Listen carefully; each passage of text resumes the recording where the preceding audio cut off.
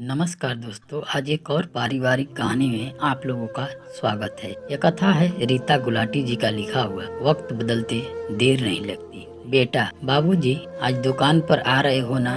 बाबूजी, नहीं, आज मैं नहीं आ पाऊंगा, मुझे मेरी तबीयत ठीक नहीं लग रही। बेटा, क्या हुआ? बाबूजी, अब तो रोज ही जी चुराने लगे हो। ऐसा भी क्या हुआ आपकी तबीयत को? मुझे तो भले चंगे दिख रहे हो बाबूजी। बाबूजी, अरे मेरी उम्र हो चली है, मुझे पता है 60 साल।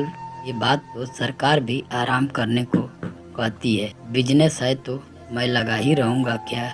80 पार तो कर गया हूँ। इस उम्र में भी मुस्कुरा कर हर एक ग्राहकों को मैं निपटा लेता हूँ। अब कब तक मैं इन बूढ़ी हड्डियों को खींचता फिरूं? ये सुनकर बेटे ने चुप्पी साध ली। बाबूजी खाट पर लेटे रहे चुपचाप। बहुत दिनों से बाबूजी की खांसी नजला बढ़ता जा रहा था। बुढ़ापा जो अपनी दस्तक बहुत पहले से ही दे चुका था। बिजनेस को आगे बढ़ाने के चक्कर में उन्होंने अपनी नाक की बड़ी हड्डी का ऑपरेशन भी ना करवाया था और बेटा चाहता था दुकान पर पिता बैठे और मैं अपनी मस्ती काटूं। पिता के सम्मुख वो काजल की कोठरी में रहकर भी वो सफाक रहा बगुले के सफेद पंख सा। खैर, समय पंख लगाकर उड़ता रहा और अब बाबूजी ने पक्के तौर पर खाट पकड़ ली। अब सारा कुछ बेटे की मुट्ठी में था। अब उसने बाबूजी को और ध्यान देना बिल्कुल ही बंद कर दिया था। अब वो फालतू सामान थे उसकी जिंदगी के, कब तक ढोता। अब एक ही बात मन में सोचता, कब मरेगा ये फालतू सामान। मैं तो तंग आ गया इनकी दवाओं से, इनके बढ़ते दमे से।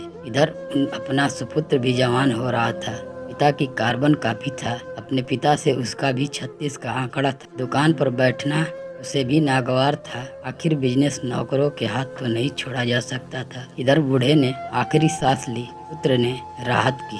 पर ये क्या, जिस पिता को वो बुढ़ापे में भी दुकान पर खींचता चला आ रहा था, अपने सुपुत्र ने तो जवानी में ही अंगूठा दिखा दिया और मामा के घर चला गया, ये कहकर कि मैं तो नौकरी कर लूंगा पर तुम्हारे संग बिजनेस या ना संभालूंगा। पिता को काटो तो खून न था।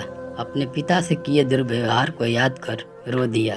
सोच रहा था, मैंने जो बोया उसी का फल मेरे सामने था। मेरी औलाद जिसके पीछे मैंने ये सब किया, वही मेरे संग रहना नहीं चाहता। बस मैंने अपने पिता के संग अच्छा व्यवहार किया होता तो आज ये दिन ना देखने को मिलता। मैंने अपनी औलाद के लिए बाबूजी से अधिक धन एकत्र कर चोरी चोरी अपने पुत्र के नाम सारी संपत्ति करता रहा। आज इसने मुझे ही छल कर दिया। अब मुझे छोड़ अपने मामा के घर चला गया। जैसे मैंने पिता की पुश्तैनी संपत्ति पर हाथ साफ किया, वही आज मेरे पुत्र ने कर दिया। एकांत पाकर आंखों के आंसू संयम का बांध तोड़कर बाहर आ गए थे।